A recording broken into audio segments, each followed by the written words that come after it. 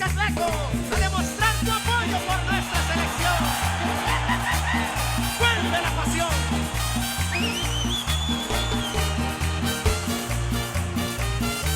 Arriba con la selección, arriba con la selección, el himno de la afición. Muy buenas tardes, viernes 21 de julio, un viernes más en Tu Onda Club, siempre con uno de los mejores presentadores de televisión de El Salvador y de Centroamérica. Gracias.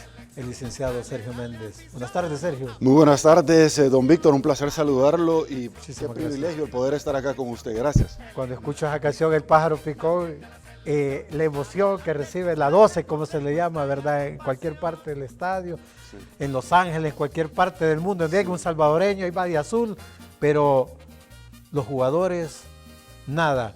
Y quedamos de hablar el viernes pasado de aquella selección insignia, esa selección grande que nos dio El Salvador, esos grandes jugadores, de hablar de la selección del 70. Sergio, ¿qué pasó en el año 70?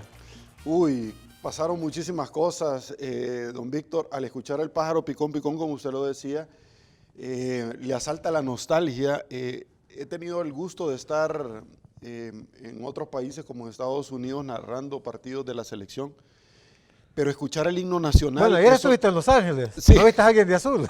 Viniendo de Los Ángeles ahorita, es correcto. Pero escuchar en el estadio el himno nacional de El Salvador, don Víctor, y cantarlo a todo pulmón realmente es algo indescriptible, es algo que no sé qué palabras le puedo decir, ese patriotismo de estar en cualquier lado del mundo. Ahora, la selección nacional, ¿qué es lo que sucedió en la década del 60-70? Fueron años de gloria donde se escribieron líneas en los anales del fútbol espectaculares.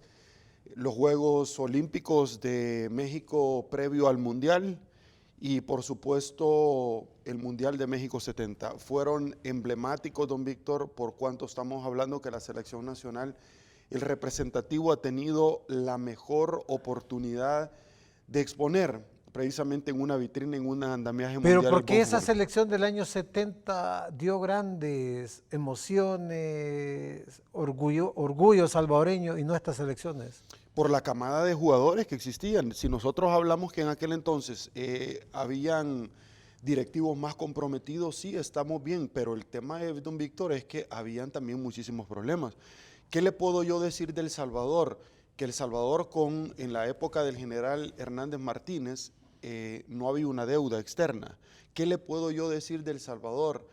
Que el impulso que tenía en tema económico, que es muy importante precisamente para un país, era el café. ¿Qué le puedo decir? Éramos el granero de Centroamérica, hoy claro, me estás acordando. Claro, entonces cuando yo le estoy hablando de un país pujante económicamente, le estoy hablando que El Salvador tenía grandes posibilidades en todos los sentidos. Tenía una camada de jugadores increíbles sobre esta base, que tenía a un Mon Martínez, a un Sergio Méndez, a un Cariota Barraza. Tomás Pineda. Entonces, la Garrobita Pineda, claro. Raúl Magaña. Tengo el gusto enorme el Pulpo Fernández. O Alberto, el Pulpo Fernández. Un amigo y un saludo para el Ruso Quintanilla, bueno, correcto, que es de mi municipio, Apopa, el Ruso. Bueno, el Ruso, usted sabe que el Ruso Quintanilla murió en un accidente de tránsito. Tengo el gusto de conocer al hijo.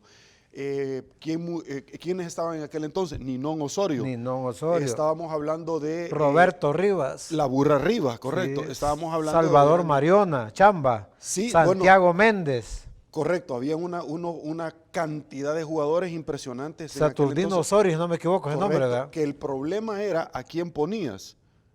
Es que eso te iba a decir. Ese era el problema, de verdad. Sí. ¿A quién ponías? Porque tenías una... Bueno, Mauricio Manzano. ¿Quiénes eran básicamente las escuelas o la generación de camada dentro del Águila? Era el Dragón. Y aquel clásico de Oriente, de Dragón Águila, era espectacular.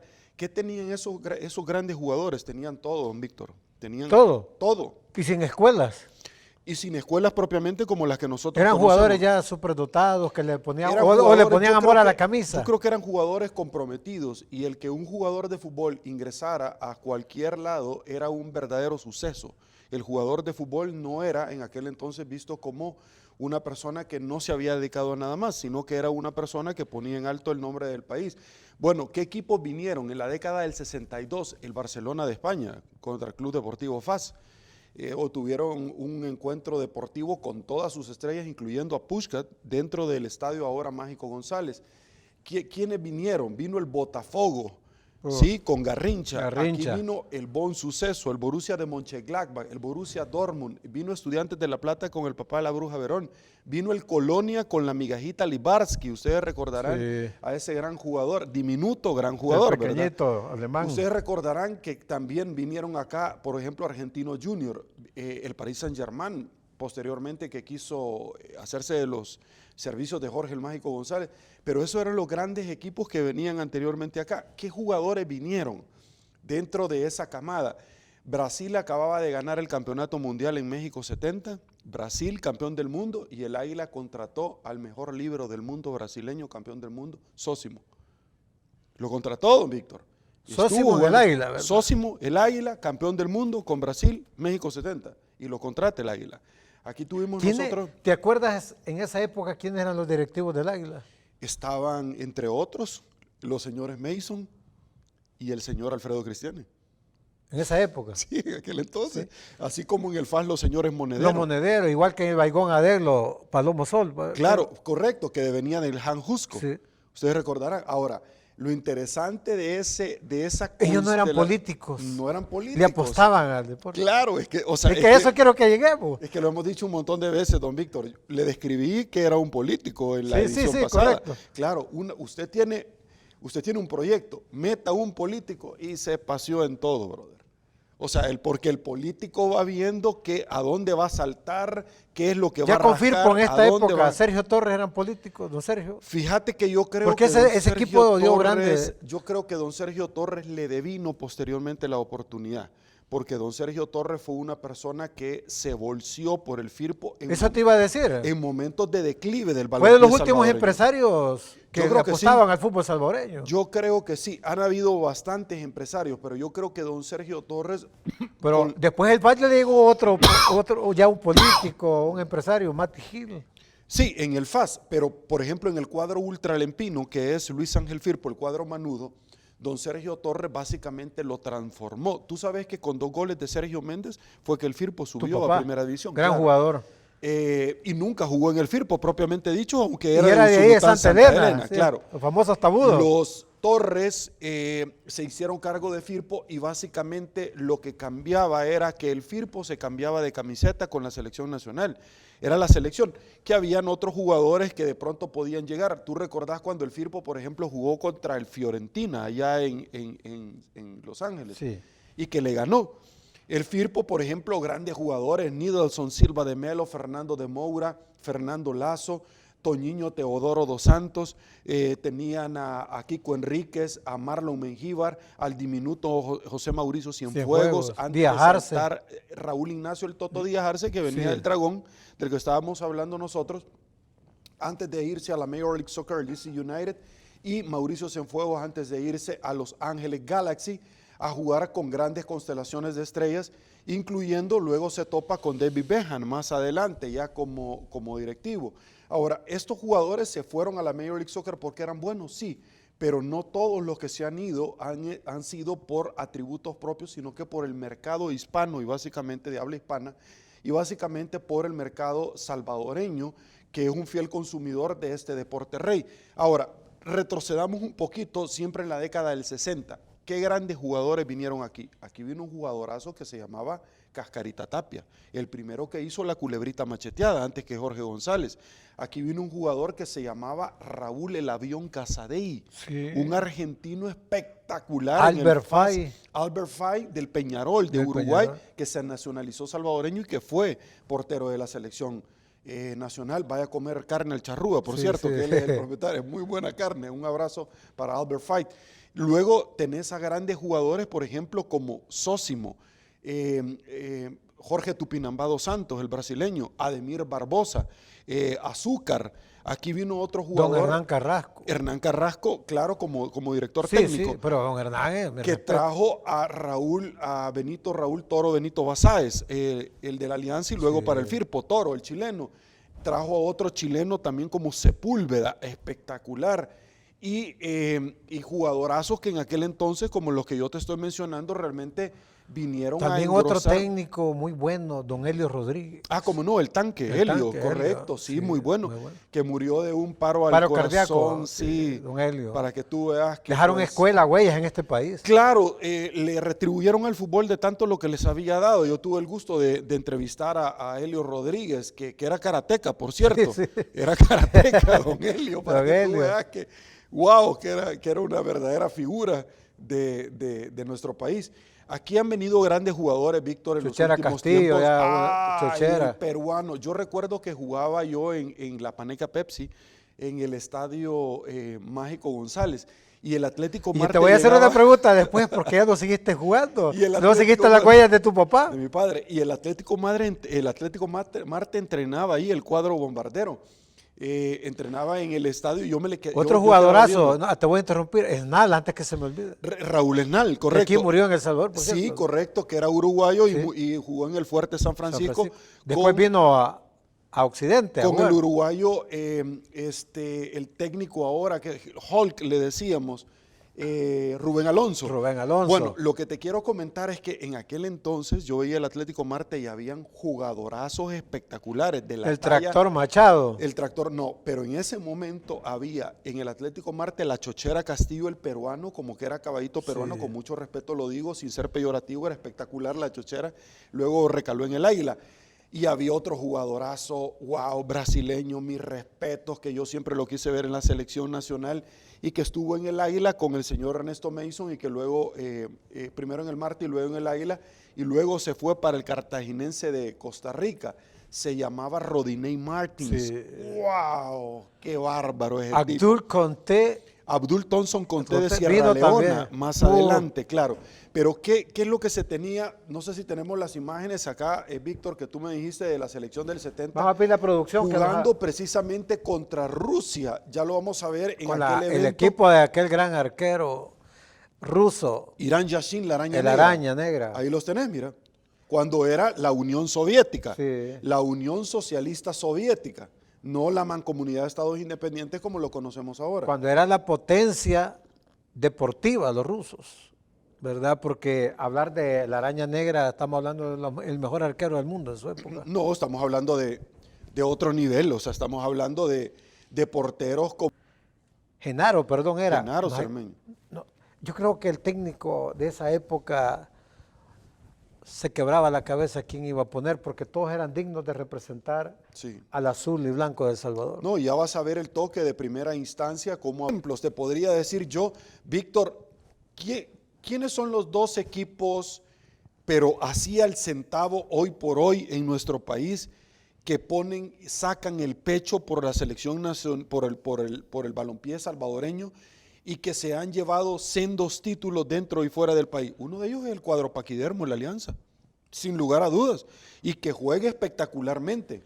Pero te voy a hacer otra El pregunta. Alianza hoy por hoy, Actualmente, el Águila. pero te acuerdas de Santiagueño, campeón de CONCACAF. Claro, el santiagueño era el otro equipo de Usulután. Sí. Claro, para que tú veas que yo tengo bien claro el tema. Platense.